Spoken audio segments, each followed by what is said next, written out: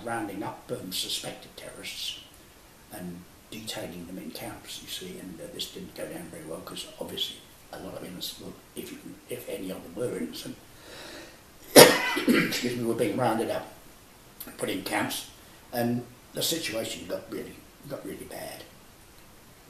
And then, of course, they captured some terrorists who had raided a police station to try and get some weapons, and they killed some policemen. They killed at least one policeman in there, and they captured them and they put them on trial. And they sentenced them to death because we were still under British law, and the death penalty was in force.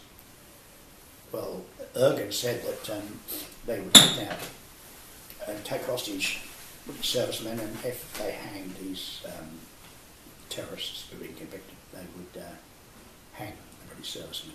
Well, they then put us on 24-hour alert, which meant that we had to be on guard the whole time. Nobody was allowed to go out of the camp.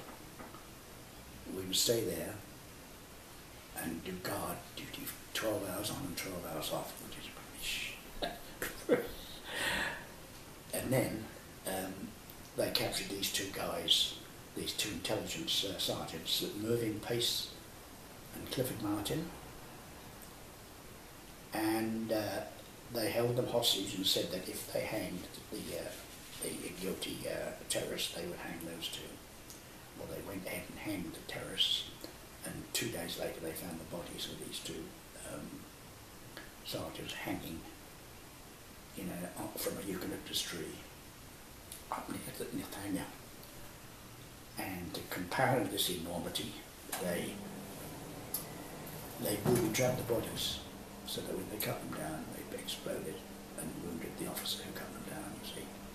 Well, the gloves were off after that.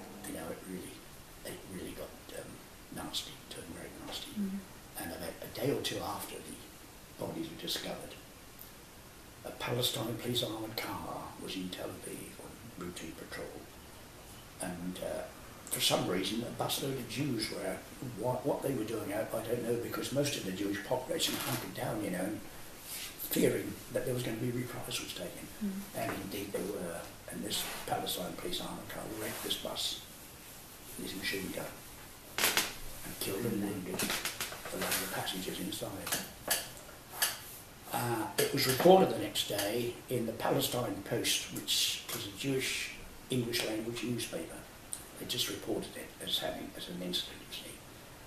And then nothing else, except for about 2 or 3 weeks later they resurrected the subject and said, what's going to happen?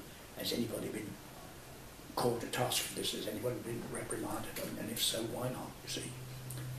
Well, by this time the authorities weren't going to be dictated to by the editor of the Palestine Post, and they didn't give a damn about the people in the past, quite frankly. Mm. So they went through the motions of disciplining these two policemen in the car. The sergeant was reduced in the ranks, and the other bloke was posted to another part of the country, and that was a slap on the wrist, and that was as far as they were going to go. So Pace and Martin died, but I'm afraid half a dozen or so Jewish civilians died as well. So the whole thing, it became tit for tat, and it was really, as I say, it really got nasty then. And we weren't talking to the Jews, we weren't using their shops, which must probably hurt them more than anything else.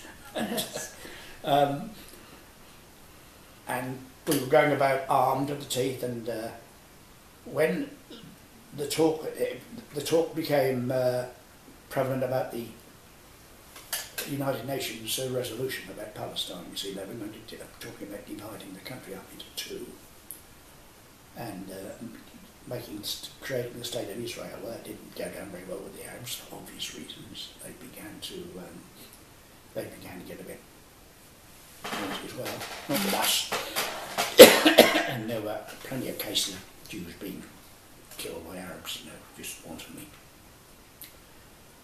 When the time came for the handover, they divided the country up into two portions. The Jews got the coastal strip, which was the fertile strip where all the orange groves were.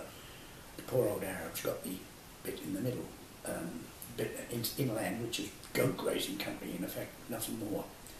But it's not a very big country, you see, Palestine. It's only about 200 miles from north to south, and about less than 100 across to the Jordanian border. And as soon as this division was announced, the Arabs were up in arms. I mean, they began to turn really nasty, and so we had to keep an eye on them as well, because they were charging around the countryside, shouting slogans and firing their weapons in there, totally unorganised and disorganised, and they were never going to make any impression on a well-disciplined army. The Jews were, and unfortunately at that stage, since we were still the legal rulers of the country, we had to protect the Jews from the Arabs, you see, which didn't go down very well. So we had to organise convoys to carry Jewish civilian workers from their place of work back to Tel Aviv with armed escort, you see. So we got that job as well, with armed personnel carrying everything. And we didn't actually get attacked at all. We just, maybe they shot it too far down as well, I can't remember. But we did that, but we didn't like it very much. And as far as we were concerned, you know, they didn't get their Jewish terrorist friends to protect them. And in fact, I remember one occasion when two of our Jewish drivers came into the company office and asked the sergeant major who was in charge, I don't know his name, he hadn't been with us very long, may we have some armed escorts? And he said, no, he says, if you want armed escorts, come get some of those murdering friends of yours. He was from Erkin, he says, I'm not risking the lives of my men. He said to look after you people, bugger off. And that was it. I don't know what happened to them, whether they certainly, and that was the attitude. It was absolutely poisonous, and poisonous, you know. And then, of course, officially, the mandate came to an end. Israel became an official country. The Arabs countries attacked, and the Arabs, at first, they had a bit of success. They rushed around because we were supplying all the arms, to be perfectly honest, the Arabs, giving them our spare weapons and so on. And the Palestine police were down in their villages teaching them how to use them, you know. So that was the way it was. But they didn't have a chance, the Arabs. As I said, they were undisciplined. They just didn't know how to cope with a disciplined force. With one exception, the Transjordan Arab Legion was commanded by a British general, General Blood, and led by British officers. King Abdullah told this regiment to go down and occupy Jerusalem, or East Jerusalem, which they did. The Haggai didn't stand a chance. I mean, they were a very well-disciplined, smart force, and they simply came out of Jordan. It's not very far, about 40 or 50 miles of Jerusalem, and they just swept aside the Haggai and occupied East Jerusalem, which they held on to for almost 20 years, till the '67 war.